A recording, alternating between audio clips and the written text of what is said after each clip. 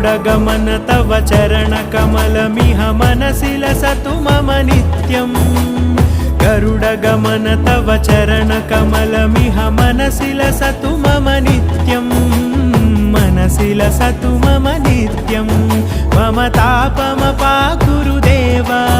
मम पापमपाकुरु देव मम तापमपाकुरु देव मम पापमपाकुरु देव